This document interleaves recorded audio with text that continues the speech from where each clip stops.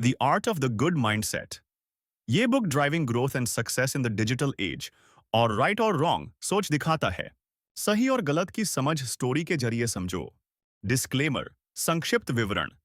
यह पुस्तक GPT, generative AI की शक्ति और मानव मन की सोच प्रक्रिया को गहराई से समझने का प्रयास है।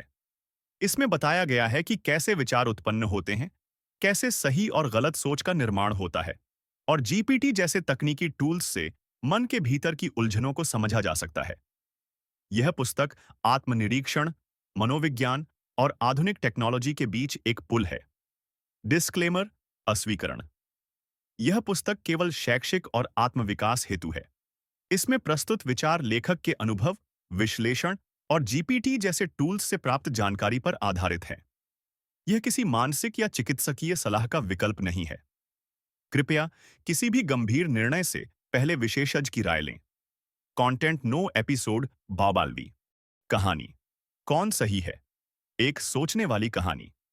एक गांव में दो अच्छे दोस्त थे, राम और शिवा। दोनों ने बचपन साथ बिताया, एक दूसरे की हर मुश्किल में मदद की। लेकिन एक दिन एक बड़ी गलत फहमी हो गई। राम को लगा कि शिवा ने उसके जमीन के कागज चोरी किए, और शिवा को लगा कि राम ने उसके परिवार की इज्जत पर सवाल उठाया। दोनों आहत थे। दोनों को लगा कि उनके साथ अन्याय हुआ है। दोनों का नजरिया। राम की सोच, मेरे साथ धोखा हुआ, मैं पीड़ित हूं। उसने कोर्ट में केस किया। शिवा की सोच, मुझे बदनाम किया गया, मेरा आत्मसम्मान टूटा। वो भी कोर्ट में अपनी सफाई देने पहुंचा। अब कोर्ट क्या करे? कोर्ट ने तीसरे व्यक्ति, जज को बीच में रखा। वो ना राम का था ना शिवा का। उसका काम था सच और कानून के आधार पर फैसला देना। जज ने देखा कि राम का दर्द असली है, क्योंकि उसे जमीन की चिंता थी। शिवा की भावनाएं भी सच्ची हैं, क्योंकि वह बदनाम हुआ।